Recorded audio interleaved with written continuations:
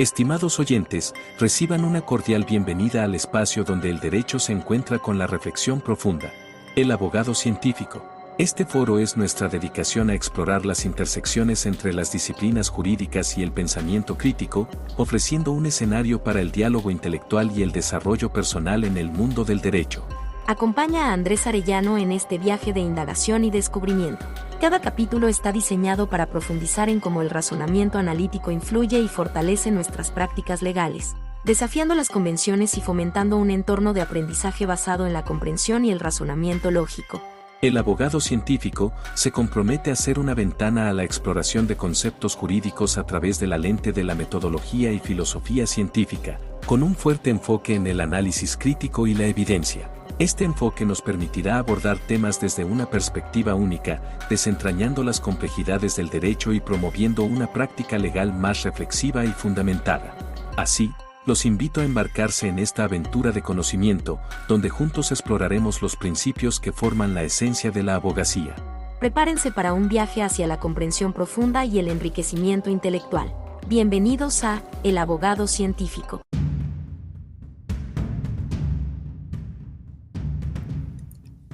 Ya teníamos tiempo que no hablábamos de todo un poco.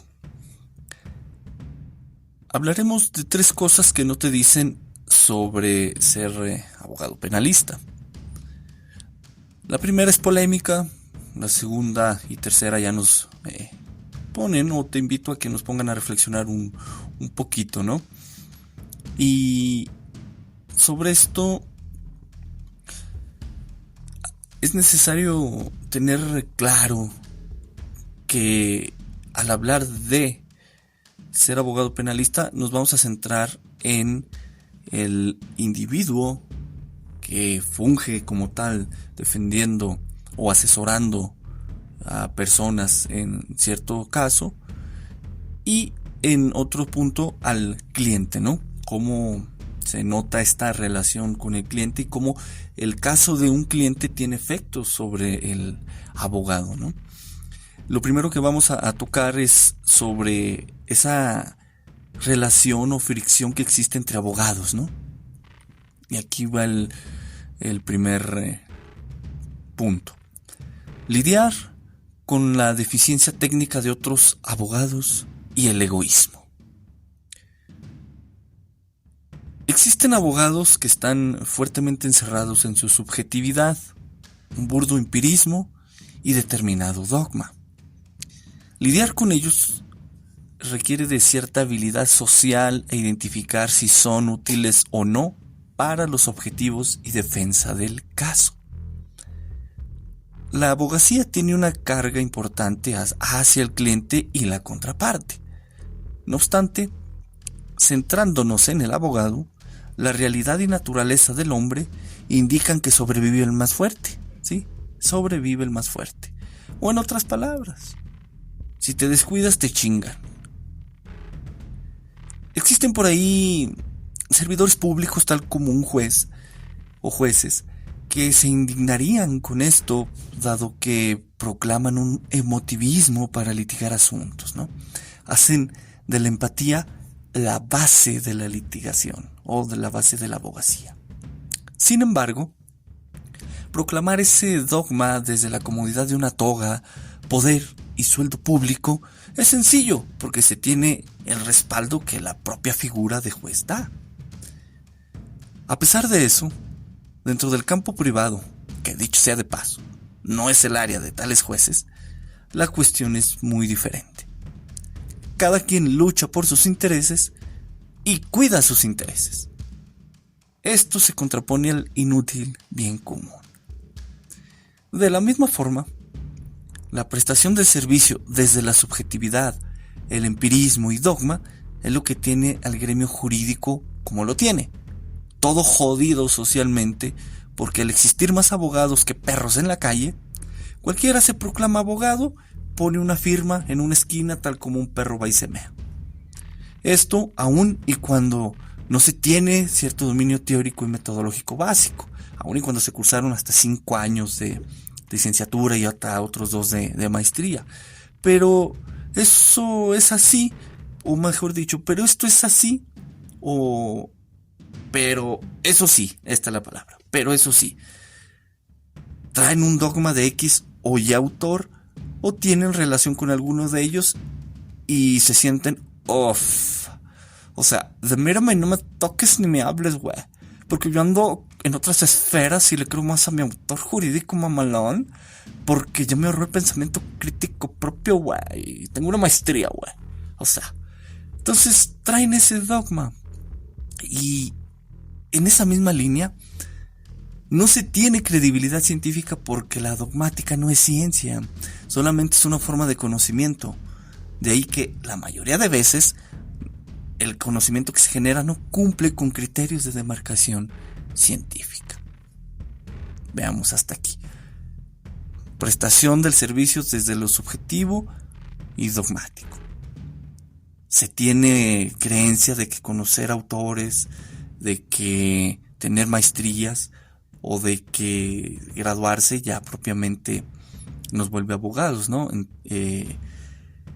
Hay que tener un conocimiento básico, sí, no se es perfecto. Esta pinche frasecita de seguro ya la pensaron, pero no estoy hablando ya de perfección, estoy hablando de profesionalización. Porque si fuéramos perfectos seríamos dioses, ¿sí? Que ganas no nos faltan a los humanos, pero esto es diferente a la profesionalización. La profesionalización es un hacer constante y por lo tanto es de naturaleza imperfecta. Sin embargo, hay nociones básicas que nos dan ya un desarrollo de habilidades mínimas para salir, pero a veces no se alcanza ni lo mínimo. Entonces, por eso es que se está todo jodido socialmente, se tiene un poco impacto, ¿no? Pero en cuanto a la credibilidad científica, escribir libros jurídicos muchas veces es un acto egoísta que en vez de buscar promover la generación del conocimiento científico, pretende indicar el yo leí, el yo escribí, el mi libro, el tú no sabes, etc. Pero si lees los libros y los escudriñas con rigor, verás que aún y con esa carga egoísta y aún y bajo este contexto, muchos tienen al menos una buena idea, pero a veces mal desarrollada y difícil de contrastar con la realidad, porque dejan de lado la interdisciplinariedad, no se acude a otras ciencias para ver qué dicen, tal como la sociología, la antropología social, economía, etcétera, ¿no? Y otros más, de plano, dicen puras mamadas. Por ejemplo, aquellos que escriben libros de leyes comentadas y relacionadas, en donde el comentario se limita a un enunciado a un ladito del artículo, ahí en la orilla de la página, y te pone el nombre del artículo, o según él, de qué habla. Un ejemplo de esto es la Constitución de Miguel Carbonell, que no es más que la Constitución con estas características, ¿no? Y pagas más de 100 pesos cuando te sale gratis en la página del Congreso y tú mismo lo puedes poner porque a veces existen leyes que ya traen el nombre del artículo, ¿no? Y otras veces verás libros que hacen lo mismo, pero a veces bajo el artículo te cita una jurisprudencia o tesis aislada que de paso puede estar mal interpretada y puede resultar inaplicable porque la misma la plasman sin comentar la ejecutoria o contexto del caso que deviene. Esto junto al hecho de que nomás porque en el rubro aparece una palabra o enunciado parecido al existente en cierto artículo, ya creen que es aplicable, etc. Entonces, ante la deficiencia técnica de otros abogados y su egoísmo, lo que te queda es no caer en esa deficiencia y emplear a dichos abogados a tu favor. Lo anterior conlleva a seguir mejorando al saber identificar de qué hablas, aplicar criterios de demarcación científico a tus teorías, postulados, hipótesis, mantener una comunicación interteórica con otras áreas, aplicar metodología de investigación, lógica matemática, reflexionar sobre la ética que sigues, emplear el realismo, la objetividad, etc. Y adecuarte al contexto para conocerlo y quizá, si a tus intereses conviene, pues cambiarlo. Esto es mejor que poner la otra mejilla o apostar al emotivismo que muchos proclaman desde una parte del Poder Judicial de la Ciudad de México y desde la comodidad de una toga y sueldo derivado de mis impuestos. Es un acto egoísta pero realista. No se niega la empatía entre abogados, pero sí se niega que sea el pilar fundamental de la abogacía. ¿Cuál es el pilar fundamental de la abogacía? Ahí te dejo esa pregunta para que reflexiones. Así que, ¿qué prefieres? ¿Sobrevivir y ser el más fuerte? O en otras palabras, ¿quieres que te chinguen? ¿O quieres chingar a otros? La profesión demanda una fuerte carga cognitiva. Este tema se centra en parte en el cliente y en parte en el contexto en que se desenvuelve el abogado, que dicho sea de paso, ya se indicó muy parcialmente en el punto anterior. Que en el punto anterior dije cosas quizá poco éticas para algunos. Sin embargo, en las oficinas de los abogados y en los juzgados se oyen cosas peores. Así que los que no estén de acuerdo, pues no estén mamando, ¿verdad? Bien.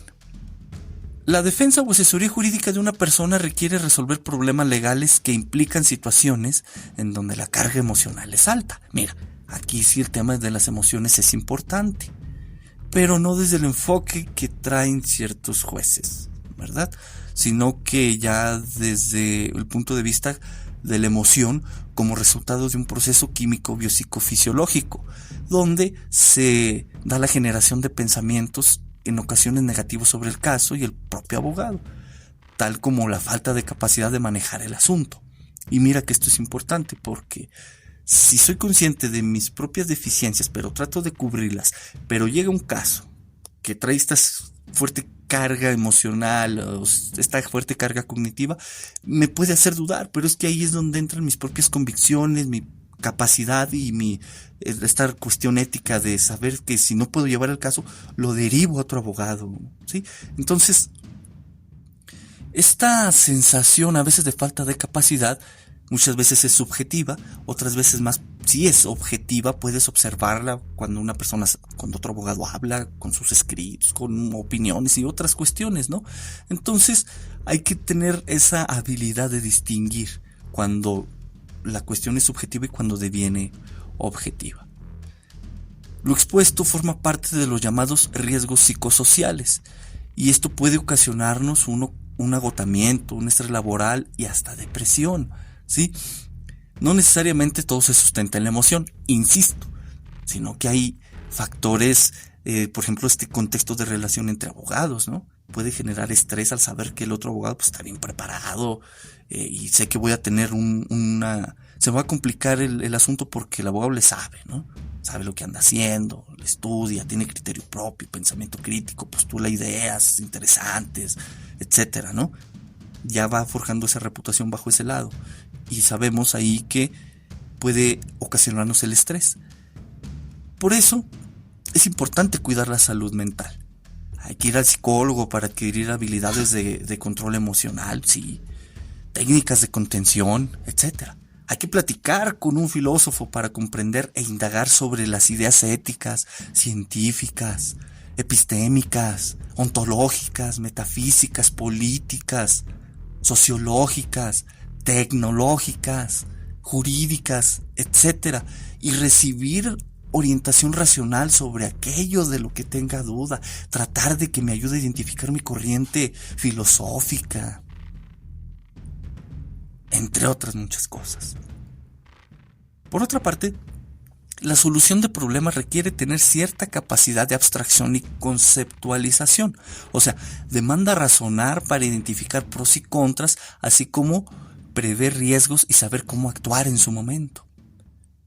Aquí la lógica matemática y la metodología de investigación ayudan de sobremanera a aligerar esa carga cognitiva, porque no nos vamos a limitar a la subjetividad o al empirismo tan burdo que se usa en la abogacía, sino que vamos a tener parámetros que nos van a sacar de ahí y vamos a aplicar objetividad, realismo, indagación de datos, triangulaciones, formulación de proposiciones claras, con referentes claros, etcétera, etcétera, ¿no?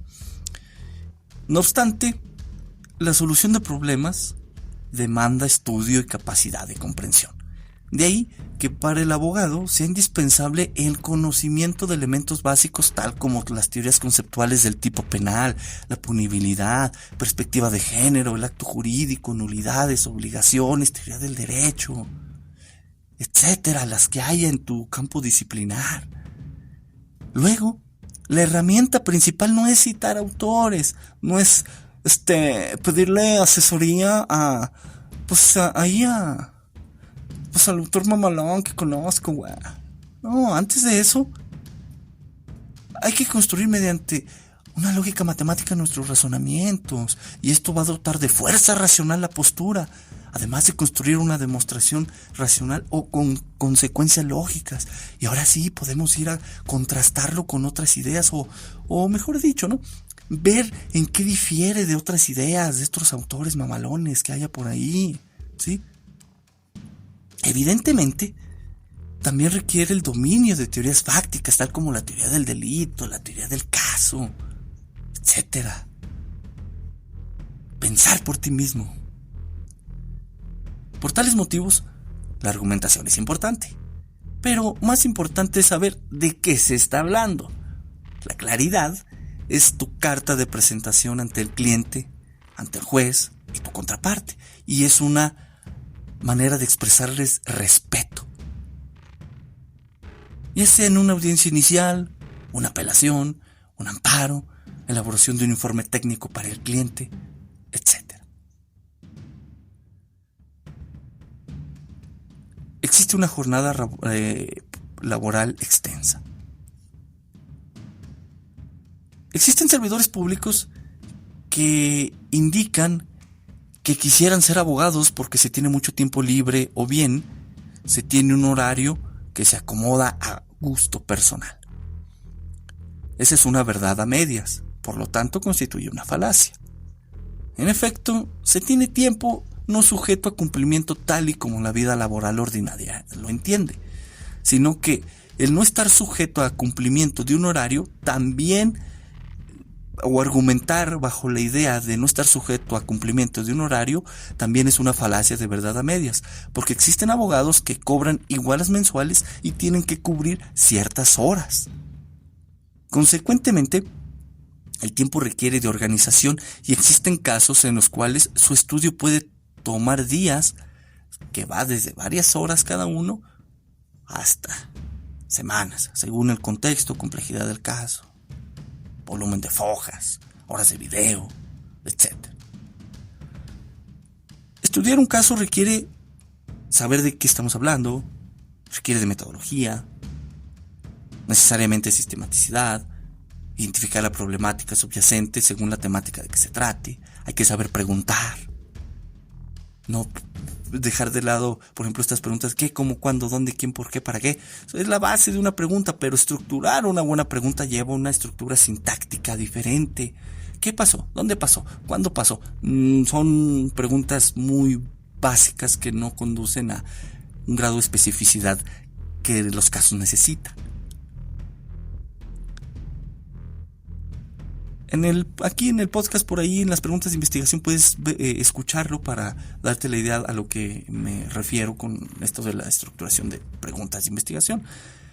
Entonces, esta forma de trabajo implica tiempo. En lo particular, puedo hablar por mí, evidentemente, ¿no? Porque pues, no puedo hablar de otros porque pues, no conozco. Bueno, sí conozco muchos cómo trabajan, pero no conozco exactamente cuántas horas le dedican, ¿no?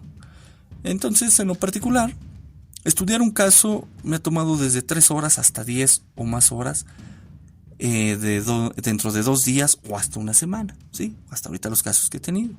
Dado que se estudia el caso, ¿no? Los documentos, la carpeta de investigación, los documentos que tenga el cliente, las horas de video, si hay apelaciones, si hay amparos, resoluciones, etcétera, etcétera.